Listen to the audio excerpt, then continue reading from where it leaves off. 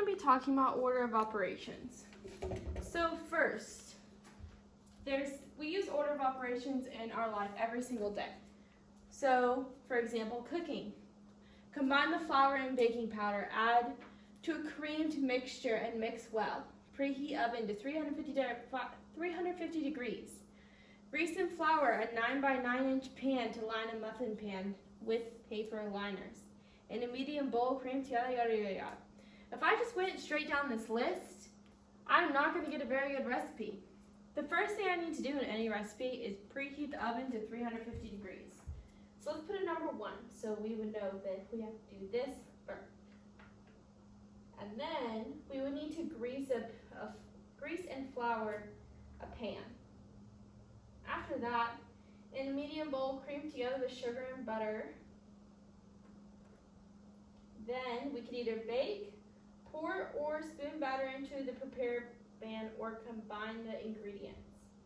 Well, it would make most sense to combine ingredients. Then I'm obviously going to have to pour it into the prepared pan before I bake it.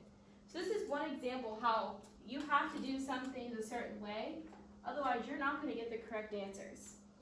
So let's look at that with our add, subtracting, multiplying, and dividing with order of operations. Order of operations provides a process for simplifying expressions so that all of your answers are the exact same. And then next lesson video, you'll see that one person might do it one way, another person will do it another way, and you're going to get different answers. So order of operation avoids all of that altogether. There are various ways to remember the order. We're going to use PEMDAS. So let's go ahead and write that over in our side chart. Please excuse my dear Aunt Sally. These are all order of operations. You've probably seen this before, but we'll just refresh it. Parentheses, also known as grouping symbols. Those you're always going to do first. So whatever's in the grouping symbol, that goes first. E is for exponents, which we worked on a little bit yesterday. Multiplying and dividing, whichever one comes first and left to right. So we can put that over here. We're solving from left to right. And same thing for addition and subtraction. Left to right. Okay, so let's just jump in and solve one. So first we have 18 plus 6 times 2 to the second power. So let's look at our thing. We have parentheses, exponents, multiply and divide, or add and subtract. We don't have any parentheses, so let's move on to exponents. For our exponents, we see 1 right here. So we're going to do 2 times 2. 2 times 2 we know gives us 4. Bring down we haven't used yet. 18 plus 6 times 4. So let's look at our multiplication and division. Well, I see that the 6 times 4, that's what we're going to need to do next. 6 times 4, we're going to get 24. Bring down what we haven't used yet. So we're going to bring down the 18. We don't have any parentheses. We don't have any exponents. We've already multiplied and divided. So now we're going to need to add and subtract. And since we're only adding, we're just going to add the 18 and 24 to get 42. Easy enough. Next one, we have 16 times, starting over, number 2. 18 plus 6 in parentheses times 2 to the second power. So we're going to need to add what's in our parentheses first. 18 plus 6, that's going to give us 24. Then we bring down what we haven't used yet, times 2 to the second power. Even if we're in parentheses, if there was multiplication, we would multiply first. If there was, for example, if it was 18 times 6 plus 4 or whatever it was, we would multiply first, because then, once we're in the parentheses, then we start at the top multiplying down. So 2 to the second power, that's going to give us 4. So we're going to have 24 times 4. That's going to give us 96.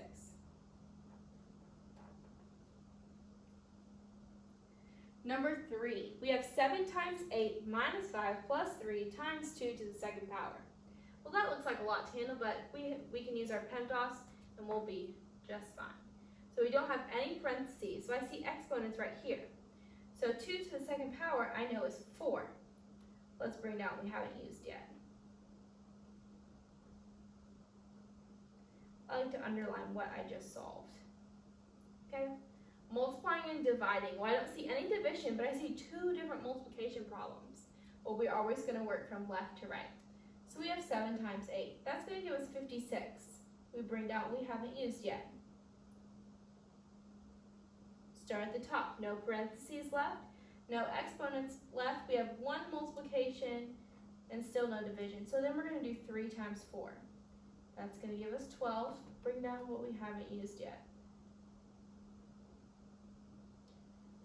No parentheses, no exponents, no more multiplication or division. So next we're going to have to add and subtract. We always work from left to right, so we're going to do 56 minus 5. That's going to give us 51. Bring down what we haven't used yet. We haven't used the plus 12. So once we add that together, we're going to get 63 is our final answer. Number 4. We have parentheses right here, so let's solve that first. 4 plus 6. Well, that's going to give us 20. Bring down what we haven't used yet.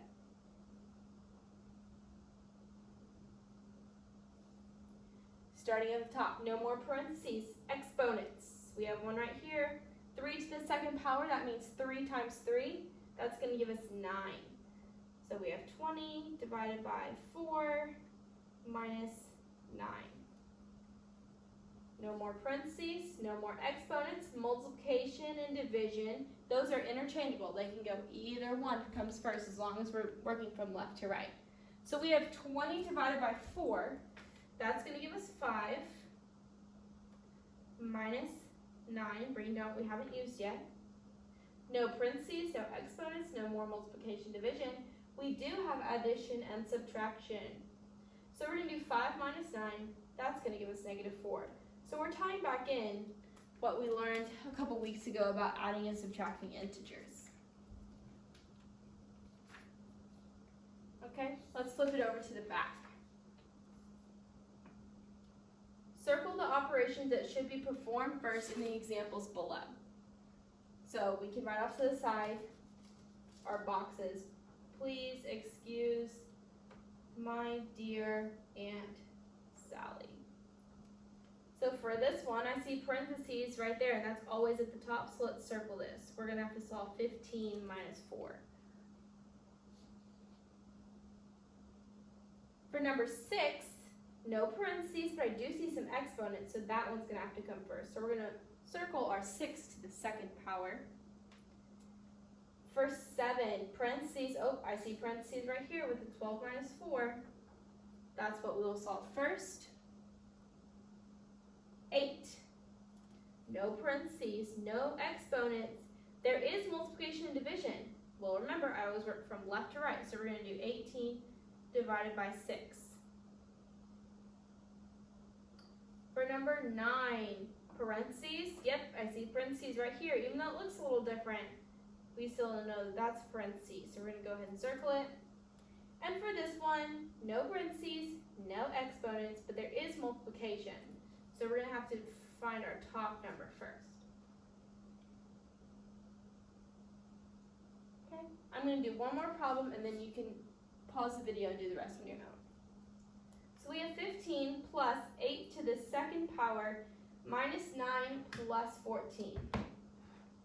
So we're going to have our parentheses is what we're going to solve for first. So we have 19 plus 14. That gets us a 23. So bring out what we haven't used yet. And we're going to subtract 23. No more parentheses. I do see an exponent right here. 8 times 8 gives us 64. So we're going to have 15 plus 64 minus 23. No more parentheses, no more exponents. I don't see any multiplication or division, so we're going to have to add and subtract, working from left to right. So we're going to add this 15 and 64 4 together first. That is going to give us 79 minus 23, which gives us 56 as our grand total. Go ahead and work 10, 13, 14, 15, and 16 out, and then move on to the next activity.